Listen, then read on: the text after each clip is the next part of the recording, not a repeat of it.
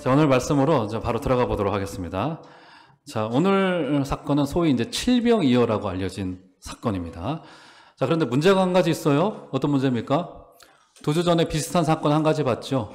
오병이어 사건 보지 않았습니까? 그랬죠. 자, 오병이어 사건과 자, 오늘 이 4,000명을 먹이신 칠병이어의 사건이 여러 가지 면에서 매우 유사합니다. 그래가지고 학자들도 이것에 대한 고민이 많았어요. 그래서 아마도 이 사건이 한 가지의 사건을 두 가지의 각도로 보고 다르게 기록한 것일 것이다. 그러니까 동일한 사건이라는 겁니다. 이런 해석이 있어 왔어요. 상당 부분 지지를 받았습니다.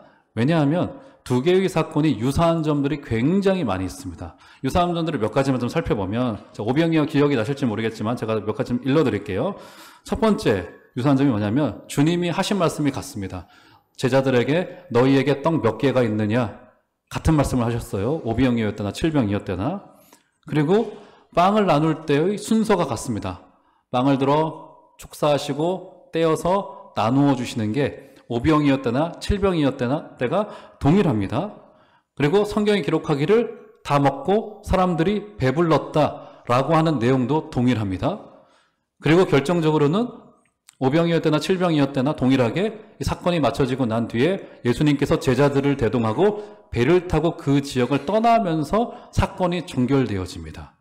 자, 이런 유사점 때문에 아마도 이 사건이 한 가지의 동일한 사건이었는데 마가가 지금은 왼쪽에서 보고 다음번에는 오른쪽에서 봐서 다르게 기록한 것일 것이다. 이런 추정이 있어 왔어요. 이런 유사점들 때문에.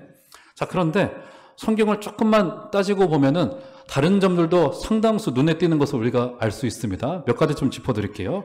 자, 일단은 떡 5개와 물고기 2마리였어요. 그래서 오병이어라고 하죠. 자, 그런데 오늘 사건은 어떻게 됩니까? 예, 떡이 몇 개예요? 7개, 물고기가 몇 마리죠? 2마리입니다. 그래서 어떤 분은 이거를 칠병이어라고 부르면 안 되고 칠병이삼어 기적이다. 칠병이삼어 기적이래요. 그렇죠? 정확히 2개가 아닙니다. 성경을 또 이렇게 따지고 들자면 그래요. 칠병이삼어 기적이다. 이렇게 이야기를 해요. 일단은 좀 다릅니다. 그리고 남은 게 칠병이삼어 때는 그렇죠. 7광주리가 남고 오병이어 때는 12광주리가 남고 남았던 양도 좀 달라요. 일단 객관적인 수치에서 조금 다르죠. 그리고 칠병이어 때 활용된 물고기라고 표현된 이 단어와 오병이어 때의 물고기가 다른 종류의 물고기입니다. 이거 설명할 수는 없겠지만 그때 고등어였다면 지금 갈치였던 거예요. 물고기 종류가 다른 겁니다. 그렇죠? 자, 그리고 당시 인원도 좀 다르죠? 자, 식수 인원이 오병이어 때는 몇 명이었습니까, 여러분? 장정만 5,000명이었죠. 약 2만 명 정도로 추산을 해요. 자, 그런데 오늘은 몇 명입니까? 4,000명. 전체 인구 4,000명입니다. 장정을 세질 않았어요. 왜 장정을 안 셌을까요? 이방인들이기 때문에 남자 여자 구분이 별로 의미가 없는 겁니다. 장정을 세질 않았어요. 전체 식수 인원이 4,000명이었던 겁니다. 인원에서 5배의 차이가 납니다. 차이가 나고요. 그리고 오병이어 때의 기적은 하루에 있었던 사건을 기록한 겁니다. 그런데 칠병이어 때는 지금 며칠이죠, 여러분? 2절에 보시면 사흘, 3일 동안에 일어났던 사건을 기록해 놓은 것이다. 여러 가지 면에서 수치가 다르고 단어도 다르고 표현도 다른 것에서 좀 따지고 보니까 이게 같은 사건일 수 없겠구나, 이런 결론을 내릴 수 있고요. 가장 결정적으로는 오병이어의 기적의 대상이 누구였냐면 유대인들을 대상으로 했습니다. 동족들을 대상으로 주님께서 기적을 베푸셨어요. 그런데 칠병이어 사건은 오늘 이 사건은 이방의 갈릴리 지역에서 베푸셨던 기적입니다. 이방인들에게 베푸신 기적입니다. 자, 그러니까 여기서 한 가지의 결론에 이를 수 있습니다.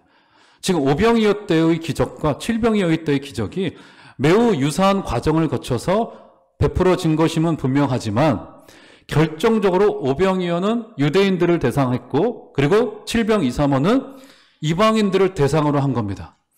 자, 무엇을 말하려고 하는 걸까요? 주님의 이 복음이 유대인이나 이방인이나 헬라인이나 할 것 없이 동일하다는 겁니다. 주님의 복음에 가지고 있는 그 특성과 그 특징과 속성이 뭐냐면 이것은 늘 경계선을 넘는다는 겁니다. 늘 선을 넘어갑니다. 어떤 선을 넘어갑니까? 혈통의 경계선을 넘어가고요. 인간 관계의 경계선을 넘어가고요. 그리고 우리가 생각하는 한계의 경계선을 넘어갑니다. 저 인간이 변화받을까? 아니요, 여러분. 지금 주님께서 기적을 베푸실 때 유대인이나 이방인이나 동일한 기적을 베푸셨습니다. 그 말은 무엇일까요? 거기도 가능하다는 겁니다. 주님의 복음의 역사가 일어나기만 한다면 우리가 생각하기에 우리가 한계를 지어놓습니다. 선을 지어놔요. 저 사람은 안 되지. 이 일은 안 될 거야. 이거 해결받지 못할 거야. 이것은 도저히 내 마음 가운데 염려가 찾아와서 도저히 해결할 수 없어 라고 한계를 지어놓은 것들이 있습니다. 그런데 오늘 말하는 게 뭐냐면 주님께서 유대인이나 이방인이나 할 것 없이 복음은 선을 넘어가고요. 바로 그 선을 넘어서 지금 우리에까지 온 거잖아요. 결정적으로 어떤 선을 넘어왔습니까? 받을 수 없는 우리들이었잖아요. 우리 안에 죄로 인하여 꽉꽉 묶여있던 죄의 한계에 지어졌던 자들 아니었겠습니까? 그런데 주님의 복음이 그 선을 넘어서 우리에게 찾아왔습니다. 할렐루야. 그렇기 때문에 복음은 늘 움직일 수밖에 없고요. 복음은 늘 뻗어가는 속성을 가지고 있습니다.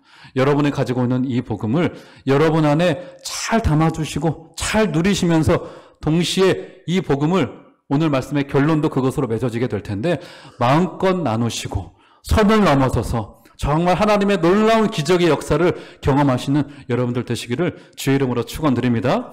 이렇게 복음이 뻗어가서 이제 이방인들에게로 가기 시작을 합니다. 자, 이제 사건을 한번 들어가 볼까요? 자, 본문을 한번 가보겠습니다. 1절로 가보시면, 자, 1절 제가 한번 읽어드릴게요. 그 무렵에 또 큰 무리가 있어 먹을 것이 없는지라 예수께서 제자들을 불러 이르시되, 다 2절 다 같이 시작. 내가 무리를 불쌍히 여기노라. 그들이 나와 함께 있은지 이미 사흘이 지났으나 먹을 것이 없도다. 네, 여기 며칠 됐다고 합니까, 여러분? 사흘 동안에 뭐 하고 있었을까요, 여러분? 궁금하지 않으십니까? 사흘 동안, 3일 동안에 우리 주님이 큰 무리들을 모아놓고 뭐 하셨을까요? 뭐 했을까요? 부흥회 하셨겠죠, 부흥회. 뭘 하셨겠습니까? 음식을 싸왔다가 제자들이 생각보다 많은 사람들이 왔던 것 같아요. 음식을 나눠주다 보니까 음식이 모자라게 된 겁니다. 3일째. 그러니까 주님의 눈에도 보이고 모여있던 사람들도 배가 고파오기 시작한 거예요. 3일 동안에 부흥회를 했던 겁니다. 여러분, 제가 이제 우리 교회에 이제 와서 이제 1년 남짓 이제 됐는데, 제가 2019년도에는 우리 교회에서 그 부흥회를 하지는 않았습니다. 근데 이 부흥회의 전통이 사실 우리만 가지고 있던 게 아니고 이렇게 주님께서 먼저 제정하셨던 거라고요. 한국교회 초대사를 살펴보면은 부흥회라고 이름 짓지 않았고 어떻게 이름을 줬냐면 흔히 사경회라고 이름을 줬습니다. 사경회. 기억나시는 분들 계실 거예요. 사경회는 거의 교회에서만 쓰는 용어예요. 사경의 뜻이 뭔가를 살펴봤더니 사자가 조사하다 할 때 그 사자더라고요. 뭐냐면 말씀을 샅샅이 한번 찾아보자. 그때 당시에 부흥회의 기록을 읽어보면요. 한국교회 100여 년 전에 말씀을 이렇게 선포를 외부 강사가 오셔서 하시고 흩어져 가지고 또 성경을 공부했습니다. 성경을 펴놓고 성경을 공부했어요. 부흥회 시간이 굉장히 길었습니다, 여러분. 아마 지금 그 정도 긴 시간 부흥회 하면 다 도망가실 것 같아. 지금 이제 부흥회 길어봐야 뭐 한 2시간? 더 길어봐야 한 2시간 반. 이렇게 합니다.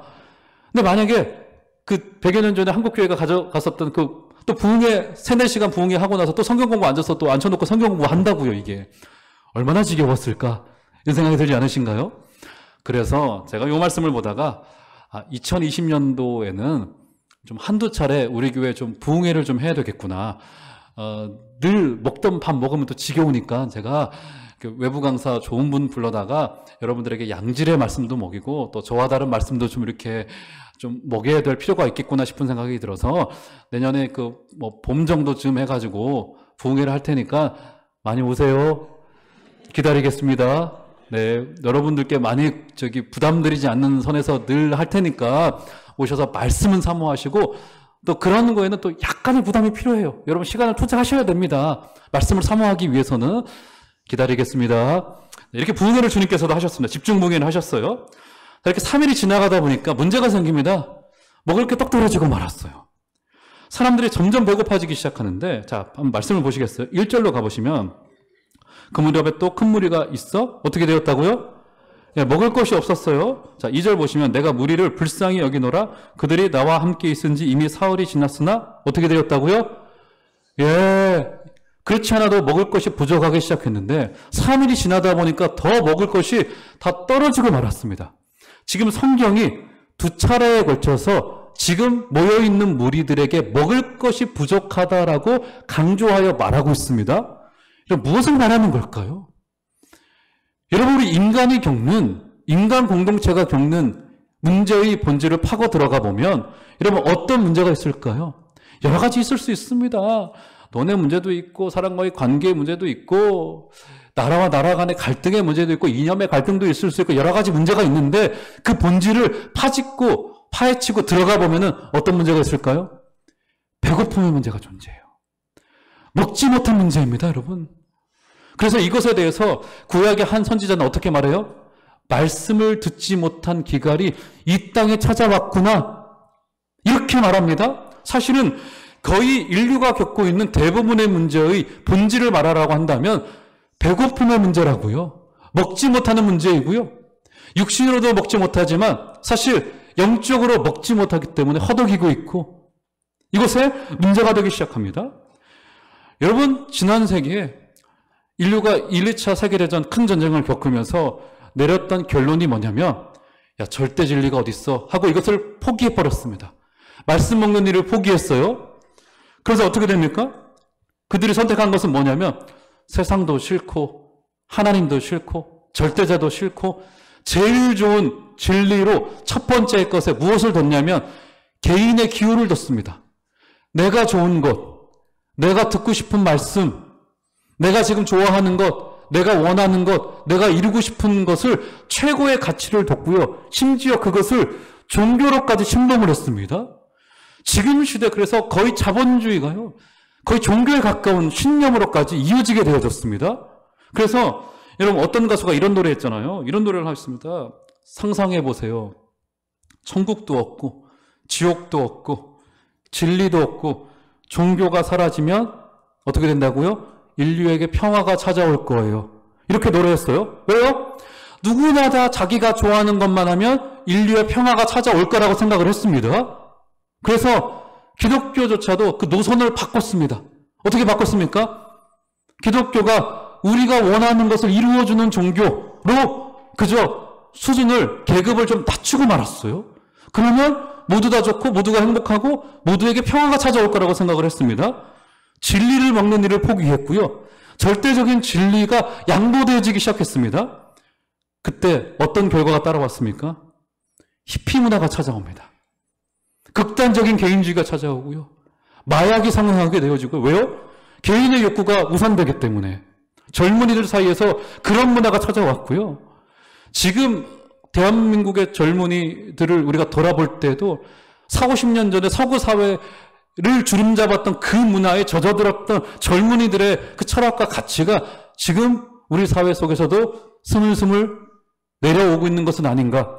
내가 좋아하는 것, 내가 기호 삼는 것, 내가 절대라고 주장하는 것, 내가 감정에 동하는 것이 최고지, 이 진리가 최고지. 그리고 우리 기독교마저도 이것을 한 발 양보해버리고 말아서 진리의 말씀을, 여러분 그래서 몸에 좋은 약이 쓰다고 말하잖아요. 쓴 음식을, 단단한 음식 먹기를 포기하고 말아줬고요. 그래서 육신으로 기름지게 된지는 모르겠으나 지금 정서적인 황폐라고 하는 것은 여러분들이 지금 눈에 보고 있는 그 현상이 바로 이렇게 진리의 절대성을 포기하고 그것을 먹지 않으면서부터 이 땅이 황폐하게 되어지고 말았습니다. 바로 이런 상태를 마가는 먹을 것이 없다라고 표현하고 있다고요. 그래서 교회에게 중요한 사명은 이 먹이는 사역입니다. 먹이는 사역. 여러분 생각을 한번 해보세요. 상상을 해보세요. 여러분이 저와 이렇게 힘들게 주일 3부 예배를 드리셨어. 그리고 밖에 대자보가 하나 붙었습니다. 어떤 대자보 붙었어요? 오늘 점심 없음. 얼마나 화가 나겠습니까, 여러분? 밥 먹어야 되는데, 여러분. 예배만큼이나 중요한 게 먹는 거라고요. 굉장히 중요합니다. 얼마나 중요하겠습니까? 우리 교회가 지난달에 그 바자회도 했고 지지난달이군요. 또 김장도 담궈서 나누는 일을 했습니다. 여러분들이 열심히 수고해 주신 바자회 수익금을 통해서 종암동 주민센터에 보냈더니 거기 복지과에서 또 김치를 만들었대요, 마침. 그래서 김치 나누는 행사를 한다고 하더라고요, 거기서. 우리가 헌금한 것 가지고. 그리고 여러분들이 기도해 주시고 만들어 주신 김치를 종암동족에 나누지 않았습니까? 우리 교우들도 그렇고. 여러분, 이렇게 나누고 먹이는 일은 굉장히 중요하고요. 그것은 어떤 것을 상징합니까? 하나님의 말씀이 예배 때마다, 여러분들이 모이실 때마다, 여러분이 모이실 때요, 제가 아직은 그런 거 일부러 알려고 하지 않는데, 모이실 때마다 여러분 다른 이야기 하지 마시고, 저기 안암동 아파트 값이 올랐다 이런 얘기 하지 마시고, 여러분 오르는 겁니다. 내리는 거 내리는 거고요. 크게 우리랑 하등 상관이 없어요. 돈 부족하면 은행에서 빌렸다가 주님 오시면 되는 겁니다. 그것도 우리가 쓰면 되는 거예요. 그런 거 얘기하지 마시고, 모일 때마다 말씀으로 풍성하여 주시고, 진리로 풍성하여 주시고, 정말 우리 주님께서 자신의 몸을 떼어주는 일 아니겠습니까? 이 몸을 먹으시면서 풍성한 잔치를 오늘도 누리시는 복된 은혜가 있으시기를 주의 이름으로 축원드립니다. 점심도 꼭 드시고 가세요. 이렇게 먹이셨습니다. 그래서요, 제가 말씀을 묵상하다 보니까 우리가 성도로서, 저는 목사로서 우리가 일하고 공부하고 우리 자녀들 공부시킨다는 게 어떤 의미일까? 여러분, 그런 이야기를 하지 않습니까? 우리 자녀들 말 안 듣고 공부 안 하면 흔히 어떤 이야기 합니까? 야, 이놈아, 너 공부해서 남 주냐? 이렇게 이야기를 하잖아요. 그 말 맞잖아요. 공부해서 남 줘야 됩니다, 여러분. 우리가 왜 공부합니까? 왜 일하죠? 왜 자녀들을 양육시킵니까? 그들로 남을 먹이라고. 그들이 자라서 그들의 그늘 아래 들어와서, 여러분, 우리가 왜 일합니까? 우리 배만 기름지라고요? 그것도 맞아요. 우리 배가 기름져야 됩니다. 하나님이 원하시는 것입니다. 그런데 그것과 더불어서 더 본질적인 것은 오늘 주님께서 자신의 몸을 찢어 나누어 주셔서 배고픈 자들을 먹이셨듯이 우리의 일을 통하여, 우리의 자녀들이 공부하여 그들의 미래를 통하여 그들의 그늘 아래 수많은 사람들이 들어와서 풍성히 먹고 마시는 놀라운 기적을 보아야 될 거 아니겠습니까? 이런 푸른 꿈을 같이 꾸는 우리 복된 종암제일교회 되기를 주의 이름으로 축원드립니다. 주님께서 그렇게 배고픈 자들을 보시고 어떤 마음을 가지셨어요? 불쌍히 여기사. 2절에 보시면 내가 무리를 불쌍히 여기노라. 이런 기적이 어디로부터 시작이 되어집니까? 기적이요? 기적이요, 믿습니다로부터 시작되지 않습니다. 우리의 확신으로부터 시작되지 않고요, 권능으로부터 시작되지 않고요, 어디로부터 시작되어졌어요? 불쌍히 여기심. 의외로 이 어마어마한 기적이 주님의 그들을 향한 불쌍히 여김으로부터 시작되어졌다고요. 여러분, 이 땅에 배고픈 곳이 있다면, 어두운 곳이 있다면 우리 교회 공동체는 함께 아파하고 함께 배고파하고 함께 슬퍼하시는 주님의 마음을 품게 되어지는, 그래서 기적을 주님과 함께 누리고 잔치를 함께 누리는 복된 은혜가 있기를 주의 이름으로 축원드립니다. 자, 그런데 주님께서 이렇게 애통히 여기셨는데, 자, 제자들의 반응을 한번 볼까요? 자, 퉁명스럽습니다. 자, 먼저 3절로 주님의 말씀을 보시면 이렇게 말씀하세요. 만일 내가 그들을 굶겨 집으로 보내면 길에서 기진하리라. 그 중에는 멀리서 온 사람들도 있느니라. 자, 4절 제자들의 반응 시작. 제자들이 대답하되 이 광야 어디서 떡을 얻어서 이 사람들로 배부르게 할 수 있겠습니까? 예, 이렇게 말한 거죠. 지금 어떤 대답이 된 겁니까? 어떤 느낌이 좀 드세요? 제자들 대답이 퉁명스럽잖아요. 지금 이 광야에서 저 사람들, 주님 우리 책임 아닙니다. 지금 저거 주님 이 광야에서 어떻게 먹을 거 없습니까? 저렇게 많은 사람들, 저거 교회의 책임 아닙니다. 주님.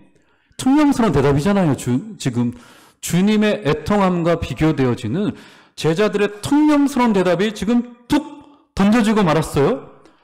여러분, 저 사람들의 문제요, 주님? 주님, 우리들 책임 아닙니다, 주님. 알아서 먹도록 두시죠. 이런 상황이 되어지고 만 겁니다. 제자들은 지금 그것까지 교회의 책임이라고 보지 않은 거죠. 제자들의 머릿속에 어떤 그림이 그려지고 있었을까요? 주님, 저 이방인들을 대할 게 아니라 주님이 상대해야 될 대상은 저 로마 정부 황제와 세상 말로 붙어가지고 주님 저 전복시켜가지고 우리가 새로운 나라, 새로운 시온, 예루살렘 건설해야 될 거 아닙니까? 주님, 주님의 권세가 로마 황제의 권세보다 더 뛰어나지 않습니까? 주님 그거 하시죠. 이렇게 된 거라고요. 여러분, 중세 천년을 대표할 수 있는 한 가지의 표현을 말하자면 교회의 수익권, 좀 어려운 말로 교회의 수익권이라고 표현을 합니다. 교황의 수익권. 이 말이 뭐냐면 교황의 권세가 세속의 권세 위에 있다라고 하는 겁니다. 어떤 일까지 발생을 했냐면 교황이 왕도 세웠어요. 왕을 지명을 했습니다. 심지어 왕을 내리기도 해요. 자객을 보내서 죽이기도 했습니다. 이런 일들을 했어요. 그래서 이렇게 교회가 원하는 대로 하면은 교회가 부흥할 수 있을 거라 생각했고 교회가 더 잘 될 거라고 생각을 했어요. 심지어 어떤 일까지 벌어졌습니까? 교회가 군대를 징집을 했습니다. 흔히 그것을 십자군이라고 이야기를 해요. 9차 십자군까지 징집을 했고 소년 십자군까지 징집을 했어요. 어떤 일을 자행했습니까? 믿지 않은 이단들, 특별히 이슬람 교도들을 잔인하게 죽였습니다. 애들로부터 남자는 씨를 말렸어요. 그 잔인한 사건을 기록한 것을 읽어보면 어떻게 이렇게 할 수 있었을까? 그런데 그것을 믿음으로 했습니다. 기회를 한번 줘요. 개종하겠느냐? 기독교로.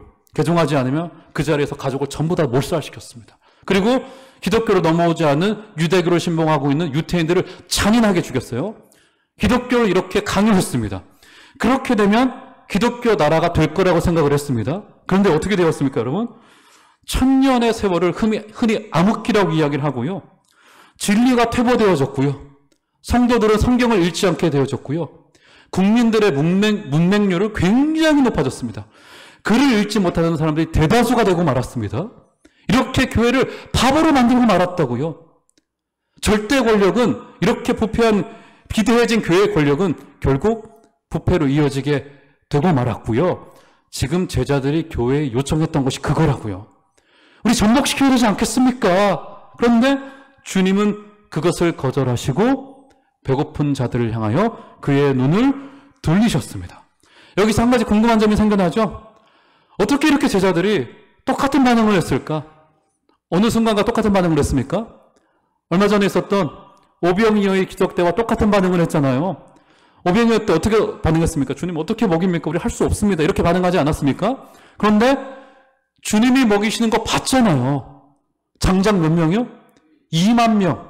4,000명보다 5배 큰 인원을 주님께서 기적으로 먹이시는 것을 봤잖아요. 그러면 얼마 되지 않은 일인데 10년 전, 20년 전 이야기도 아닙니다. 불과 얼마 전에 봤던 이 동일한 광경인데 지금 어떻게 된 겁니까? 동일하게 무지한 반응을 내비치고 말았다고요. 이러면 어떻게 이럴 수가 있을까? 어떻게 이렇게 새카맣게 과거의 사건을 잊어버릴 수 있을까? 이러면 어떻게 된 걸까요? 여러분, 그런데요, 저는 이것을 종종 봤습니다. 어떤 경우입니까? 과거의 은혜가 지금 배고픈 우리들을 절대로 배부르게 할 수 없습니다. 과거의 기적이 지금의 기적과 하등 상관이 없습니다. 여러분, 지금 필요한 것은 오늘 우리가 먹어야 될 만나라고요. 이것이 굉장히 중요합니다. 여기 제자들에게 결핍되어져 있었던 것은 기적의 경험이 아니었고요. 과거의 어마어마한 은혜의 경험이 아니었습니다. 주님의 제자라고 하는 타이틀도 아니었습니다. 중요한 것은 무엇이었어요? 지금 주님과 인격적으로 연결되어져 있느냐. 사랑하는 여러분, 지난 한 주간의 삶을 한번 되돌아가 봅시다. 여러분, 매일매일의 삶 어떻게 보내셨습니까? 주님과 교제하셨습니까? 말씀을 읽으셨나요? 기도하셨습니까? 혹시 이 자리에 오실 때 주님과 멀어져 오진 않았습니까? 주님과 깊이 있는 교제가 이번 한 주간 이루어지는 은혜가 있기를 주의 이름으로 축원드립니다. 그래서 말씀의 양식을 사모하십시오. 여러분, 병든 아이들에게서 나타나는 첫 번째 반응이 무엇입니까? 뭐요? 어르신들 아시잖아요. 뭡니까? 밥 안 먹어요. 밥 먹기 싫어합니다. 이것이 특징이라고요. 날마다 말씀을 풍성히 먹는 복된 은혜가 있으시기를 주의 이름으로 축원드리고, 특별히 우리 교회 날마다 말씀의 잔치, 주님께서 이루어 놓으신 풍성한 말씀의 잔치 때문에 많은 분들이 배부르시는 복된 은혜 있으시기를 주의 이름으로 축원드립니다. 이제 주님께서 이제 백성들을 먹이려고 하십니다. 한번 보시면, 자, 6절로부터 5절로부터 보시면, 예수께서 물으시되 너희에게 떡 몇 개가 있느냐 이르되 7이로소이다 하거늘 6절 예수께서 무리를 명하여 땅에 앉게 하시고 떡 7개를 가지사 축사하시고 떼어 제자들에게 주어 나누어 주게 하시니 제자들이 무리에게 나누어 주더라. 7절 다 같이 시작. 또 작은 생선 2마리가 있는지라 이에 축복하시고 명하사 이것도 나누어 주게 하시니 8절 시작. 배불리 먹고 남은 조각 7광주리를 거두었으며 네 어떻게 됩니까? 그들이 떡 7개와 물고기 2마리를 나누기 시작하더니 이것이 어떻게 된 겁니까? 축사하시고 떼어 나누셨다는 것이 어떤 그림이라고요, 여러분? 성만찬에서 떡을 떼어서 축사하시고 나누어 준 그림과 동일하기 때문에 이것은 궁극적으로 주님께서 자신의 몸을 찢어서 자신을 나누어 줄 것을 보여주는 그림이고 상징입니다. 그런데 그것을 먹었더니 어떻게 되어졌습니까? 배불리 먹었습니다. 배부릅니다. 이렇게 되어졌습니다. 사랑하는 여러분, 생명을 나누게 되어지자 배고팠던 자들이 성하게 먹게 되어지고 배부르게 되어졌습니다. 우리 교회에 생명의 양식을 통하여서 수많은 사람들이 배불러지게 되어지는 은혜가 있기를 주의 이름으로 축원드립니다. 어떨 때 배부르게 되어졌습니까? 주님께서 떡을 떼어서 축사하시고 나누어 줄 때, 나눌 때. 여러분 여기에서 중요한 것이 무엇이냐면 이제 오늘 말씀의 결론으로 여러분 교회에게 중요한 사명은 무엇이냐면 바로 이 나누는 사명이에요. 나누는 사명이 뭐냐면 흔히 이것을 선교적 사명이다 이렇게 부릅니다.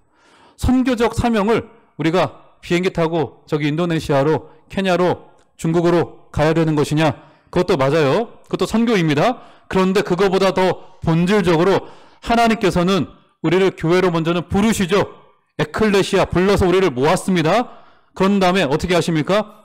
주님께서 우리 코에 바람을 불어 넣으시면서 요한복음 20장에 아버지께서 나를 보내신 것 같이 나도 너희를 어떻게 한다고요?